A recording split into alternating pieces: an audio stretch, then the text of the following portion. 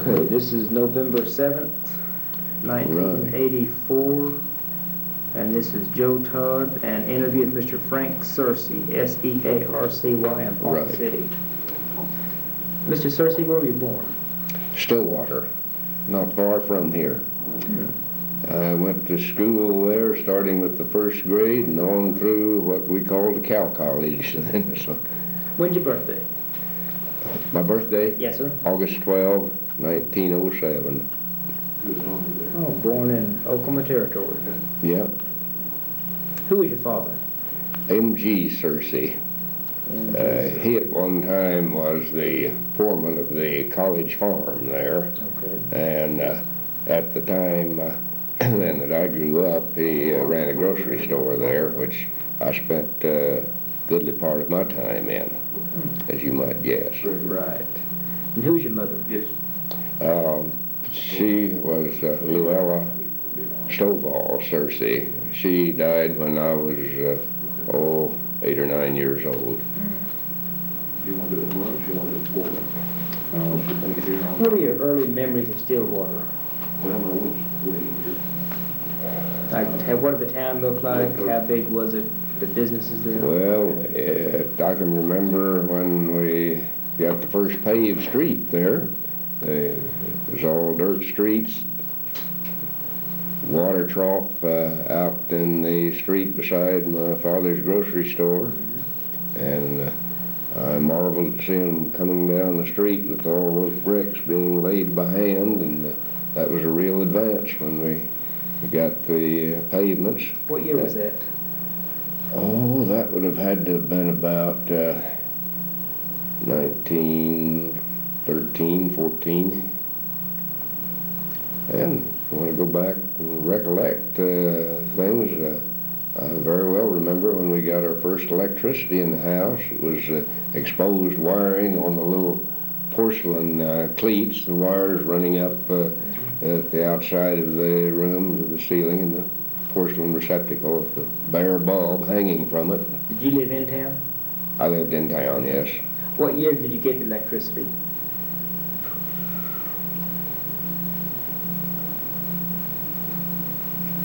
Probably around 14 or 15. Did many people have wind chargers before that? I never saw one. Now, of course, the wind chargers would have been used out in the country if they had them, but I don't believe that anything of that sort came along quite a few years after I was a kid there. Okay. You say your father was foreman of the college farm? At the time I was born in the house on the college farm, and he was the foreman of the, I guess, the experiment station there. Is that the farm down by Perkins? No, it's right west of Stillwater. Okay. 135? Yeah, that's where it was, just north of it. It's still there, isn't it? I imagine it is.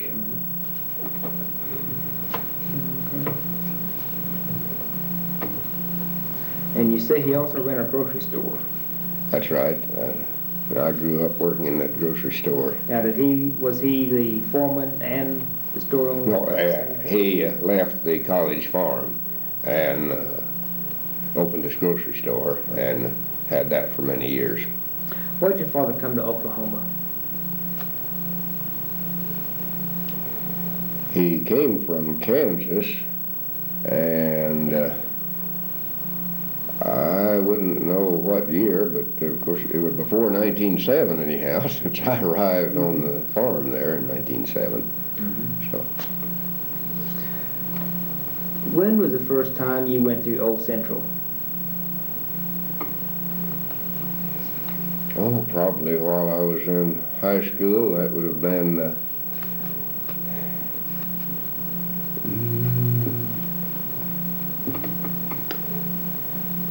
between 15 and 20 somewhere. Let's see, I got out of high school in 23, so I probably was around the campus there some prior to starting to college. Do you have any recollections of the inside of Old Central, the way it looked? Walls? Not really. Okay. The reason I'm asking where we have restored Old Central. It's not one of our museums. I've got some old postcards showing it as it was back way, way early. I assume you folks have lots of those too, though. To be honest, I couldn't tell you. Yeah. But I remember that we have one. Yeah, but they relied on old photographs to get the restoration. You left high school in 1923, and you went to A&M. Right. What'd you study? Electrical engineering. Double E. Now, I had a break in schooling there. I went, starting in 24, and went for a couple years, and then dropped out and went to work for Marland. In fact, I started to work for Marland in January 1927, and worked in what was they called the research department then, which handled the exploration. I first was involved in pendulum work, which was gravity exploration, and then later got off into seismograph and other parts of it. Right. I'd like to back up just a little bit. I'd like to get some information on your father's grocery store.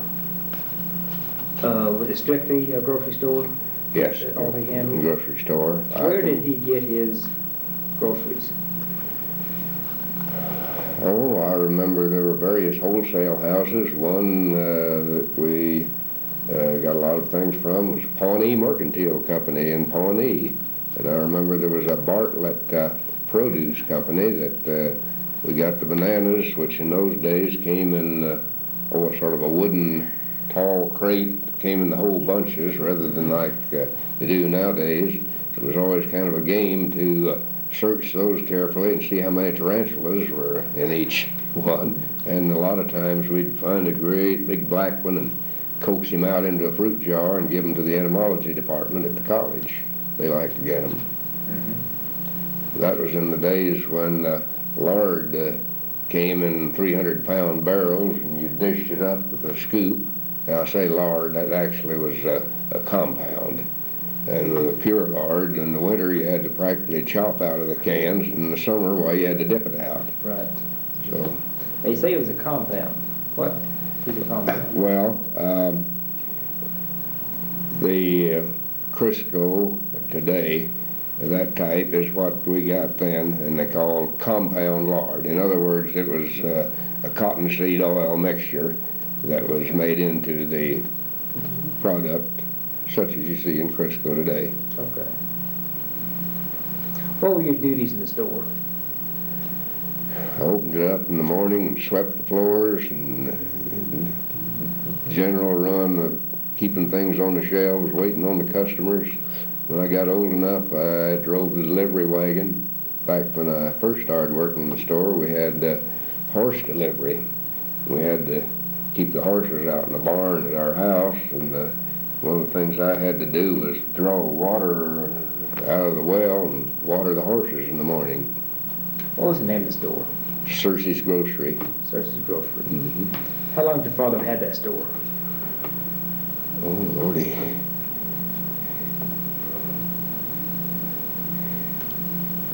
He died in about 43 or 4, and he still had the store at that time, and he must have had it from 1910 to 1940. Tell me about the activities in Stillwater during World War I. Bond drives. It'd be hard to remember something of that sort. I saw the billboards and remember the guys being drafted and the ceremonies as they left. In fact, I remember the ones as they went to the Mexican War when they went down to fight Pancho Villa. What do you remember of that? Just that there was a group going and everybody in town went down to the train to see them leave. And other than that, that was the only thing that stuck with me. Now, that would have been about It was 1916. 13. Oh, 16. 15, okay. I was trying to tie it to being right ahead of World War I. Yeah, World War I But then started World in War I started in 14. Yeah, right. And so it was long about that time. Yeah, I think they sent Pershing down in, it was 15 and 16. Yeah, that was and really we the didn't only- actually get into it till, what, 17. 17, yeah. Okay, so In this fact, that was the only year. actual training we had for World War I, was the Mexican border. Mm-hmm. Mm-hmm. Okay. Entered A&M 1924. Right, I assume you lived at home with your Yeah. folks. yeah. You have to go into ROTC? I took the required ROTC. I did not go ahead and take the advanced part of it, which would give you the reserve commission. Yeah. How many students were at A&M? Seemed like there was 7,000 or 8,000 at that time. I wouldn't guarantee that, though. That's And you studied double E. right. After the employment by Marlon, I went back to school then. I worked a year, and then in the summer, and was on and off. And when I actually graduated then finally, I switched over to, out of the engineering school and switched to physics and geology. What I ended up with was what possibly today they would call a degree in geophysics. Oh, okay. But I did that because I had been working in that field. And Okay. How long did you work for Marlon? well, I started in 27, as I said, January. The merger with Continental took place in 29, so I worked for the company, which was Marlon, for 2 years. I understand that they fired a lot of people when they merged. A lot of people were let go. Right? How did they determine who to keep and who to fire? I don't know. Did they keep I you? wasn't involved in that. I was in the field at the time, and the people that were hurt most by that were ones in the various office jobs and such things here in Ponca City. And I was fortunate in another respect there. Dan Moran, who came in replacing Marlon as president of the company, let's say he had a soft spot in his heart for exploration. That was the thing that he really wanted to bear down on. So we didn't get the static that a lot of the other departments did. And I know that from the years on after that. He would be very hard on other departments. Oh, the refinery, for example, he'd give them heck all the time. And we got pretty much what we wanted. And we were successful in some of the things, so that helped, of course. What kind of man was he, Dan Moran? My contact with him wasn't personal enough to really draw any judgment there. I had friends who were under his thumb, and I know they were in a bad way from it, but I personally had no trouble with him. The few times that I met him were quite pleasant, and he was well informed on things. When did Marlon start his oil company? When did he start? Yeah. Well, now, his first company was in partnership with the Miller brothers. See, he came out here, his first oil, 1909, wasn't it, Rick, I believe? You get that. 1911, that's when I get that first Willie Cries. Okay, well, and he came here in 1909. Okay, well, anyway, 1980. that was in partnership with the Miller brothers and was on the 101 Ranch. His first oil company was called the 101 Ranch Oil Company. That was dissolved in 1916 when he formed the Marland Company. The corporate records, Rick, you know, we have, in fact, I have out there on the wall a sheet entitled The Meeting of Incorporators, and it is the meeting of Marlon and 4 other men, and lays out what the company was formed to do, and that was the start of Marland Oil Company, and that was 1916. What happened to the 101? Well, the 101 Oil Company was dissolved at that time. And I guess the Miller Brothers went their way and Marlon Well, went his way? Or? Oh, they remained tied quite closely together, I believe. Okay. And but Marlon went ahead then with the oil company on his own name. Mm-hmm. Where did Mr. Marlon come from? From Pennsylvania here. Any idea why he came to Oklahoma? He'd been in the oil business in Pennsylvania, had made money there, and then, as I remember the story, he lost it and came out here with enough credit to at least start a well, and which he did. And, is that one on the 101 ranch? yeah. What kind of, was that a good well out there? I don't remember the statistics on it, but it must have been. It got the company started. Yeah. Okay. And you said you worked at the research department? Right. In exploration? Right. Okay, and you mentioned the pendulum gravity. The first thing that I was involved in was in a survey making measurements of the Earth's gravity using the pendulum. You count the swings of a pendulum and use that, get so many swings at one position, so many at another, and that gives you variation of the gravity. Mm-hmm. Then after that, I was involved for a couple of years with magnetometer work. That's magnetic surveys. Mm-hmm. Now, were these very effective in locating the domes? Well, they at least gave leads for it. It was better than anything else they had at the time. True. So. Mm-hmm. How has exploring for oil changed from then until today? What changes have there been? Well, the whole thing, of course, That may not be a fair question. Well, it's very sophisticated now compared to what it was at the time that I started. In 1927, the time that I got into it, the people had to construct practically with their bare hands all the equipment they used. Some of the first electronic gear that I was involved with, we used old telegraph relays and sounders to get to the relays, and we used other things as makeshift. It wasn't like it is now. Mm-hmm. The first amplifiers that we built were in boxes, say 6 or 8 inches by 10 by 25, and that would be a one-channel amplifier. Weighed probably 50 pounds. Nowadays, they'd put all of that on a little circuit board that weighs a few ounces. So.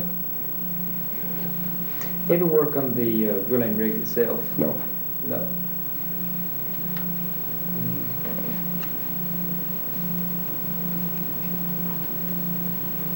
Of course, we talked about how the Depression affected Ponca City. No, I didn't know that Ponca City was. Ponca City was relatively unscathed by the Depression. We were one of the few places that escaped it. Well, like Mrs. Vance said, we'd had the layoffs and the things that you mentioned there, the Moran coming in. And so the company was down to just bare operating personnel, and wasn't any more fat to be cut.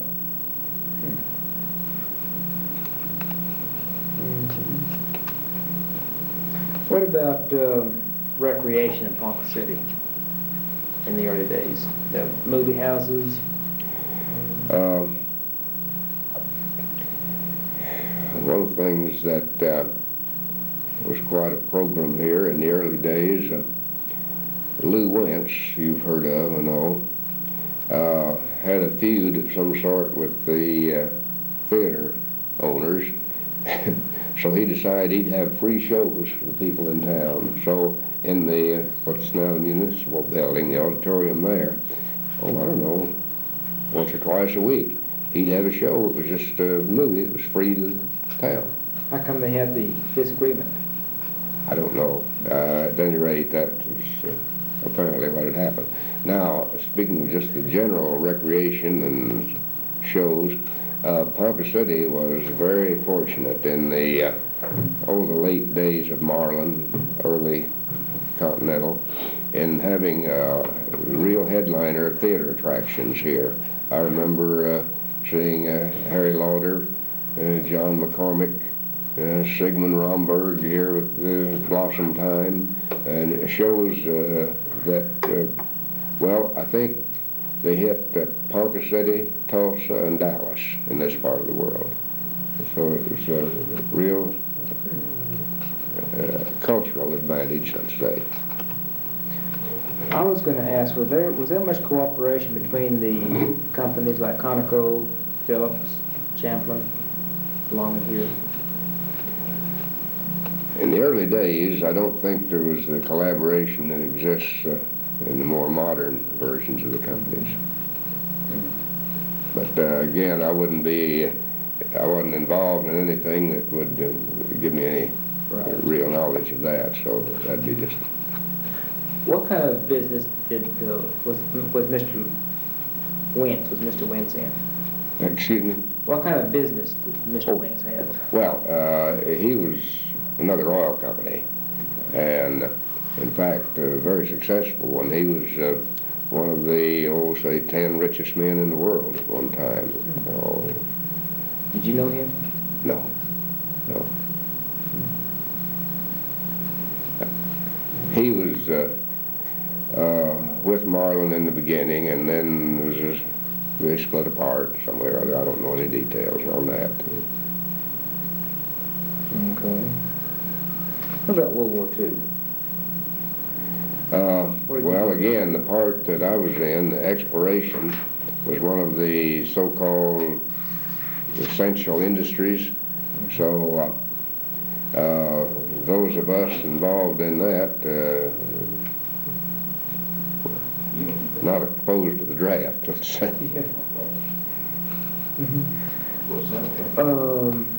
Were there any organized activities here in World War II for the war effort? I don't know just quite what you would mean. Again, like bond drives? It had to be, but I don't recall any specific thing. What did you do when the war ended, VJ Day?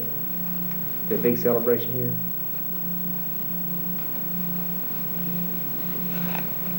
I remember listening to it on the radio, and I don't know if there wasn't anything like the big celebration at the Armistice Day at the end of World War I. That was, I think that was the one that stopped all such things. Yeah. Did you remember Armistice Day? Oh, yeah.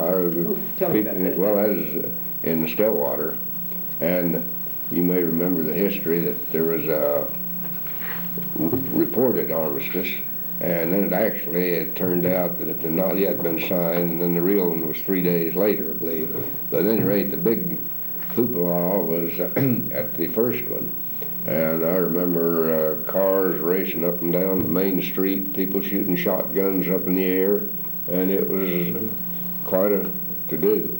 I remember personally that I took an old automobile horn. I had a tin horn, one of the old tin horn phonographs, and I set that out the window of our house and hooked it on to a little transformer and let that go. That made quite a racket. Everybody in town was doing everything we could to make noise. So, at any rate, I do have a vivid memory of the armistice. So I'd have been 11 years old at that time. Do you have any questions? No, I guess thinking back when, Mr. Marlon had, when he lost the oil company, I find it hard to believe somebody being as smart as he was in the things that he did, to lose it is almost as easily as he lost it. He was expanding the company as rapidly as he could, which took money, money had to come from the banks, specifically the J.P. Morgan interests, and he just got out on a limb. The price of oil went down, and it was sort of the forerunner of the big depression. And he was just one of many that were caught. Well, after all, Continental Oil Company in Denver was in the same boat. They were also indebted up to their neck with the J.P. Morgan Company. And what actually took place then, Morgan took over Marlon, took over Continental, and he had on his hands then these two oil companies, vastly different ones. Marlon being production, refining, exploration, Continental being basically marketing. And so the natural thing to do was put those together, make one complete company, which then was the nucleus of Continental, which came down through the years. How come Morgan kept the name Continental off Marlon? Because Continental was the name known to the public through the marketing part of it. Okay. Marlon was just getting into the marketing. I remember ads showing out of the West came Marlon and things of that sort. And we have a lot of those down in the museum, the old Marlon Serviceman magazines. But they had nothing like the extensive marketing that Continental did. And now they kept the Continental name and took the Marlon insignia. Right. And I think probably the reason for that was that, well, you've seen probably the old soldier boy that was the Continental. Well, imagine trying to turn those out in mass production for filling station use. It just wasn't a practical thing. Mm-hmm. And so they just replaced the Marlon oils, which went to the center of the triangle, with the word Conoco. Right. Incidentally, it's my understanding that before the merger took place, Continental pronounced that Conoco. And as a part of the merger deal, they changed the pronunciation to Conoco. Huh. So. One other thing I'd heard, you just hear, you hear stories from every place you go, that, I guess when Mr. Morgan informed Mr. Marlon, that the notes were being called and it was time to ante up or whatever, mm-hmm. that he went to try to sell some of the leases that he had, or tried to raise some of that capital, and had found that people he had asked to, go buy that lease and everything, they went and bought the lease, but they didn't put in his name, they put in their own name. Is that true? Or that is the common story of how Lou Wentz got his start. That Lou went out to buy for Marlon and bought for himself. Now, you can't be quoted on something like that, but that's the general supposition that caused the split between Marlon and Wentz. Well, I had heard that there was probably turn that off, that one of the prominent real estate families around had somebody done that too, and I didn't know if that was true. Could be. Well, anything else? No,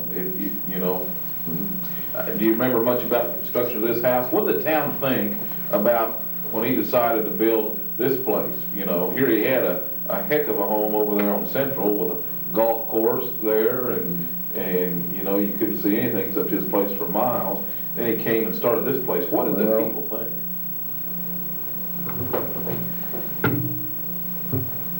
Look at me at that time. I was a 19-year-old kid working on a field crew, and I wasn't connected with the people that would have an opinion on that sort of thing after all. That's probably right. And people asked if I knew Mr. Marlon. Well, I knew him by sight, sure, but anyone in my position sure wasn't going to be associating with the president of the company. Right. Mm-hmm. Now, I knew about his policies and that sort of thing, which are all published information, but... Well, did the town, once he lost, what did the town do? When he lost? I think the town was sympathetic to Marlon. Yeah. Good.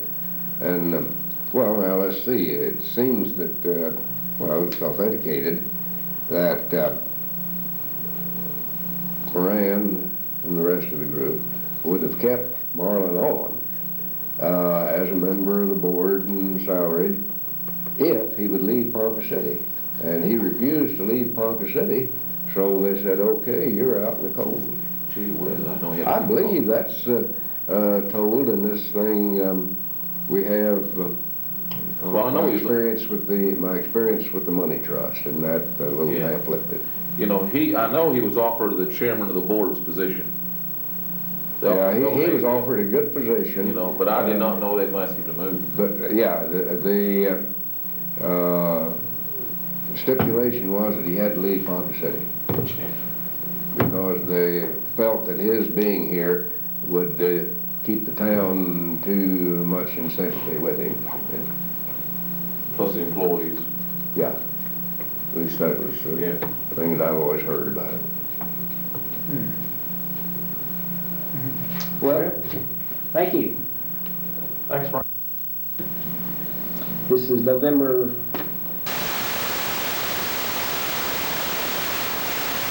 with Mr. and Mrs. Harold Hunt.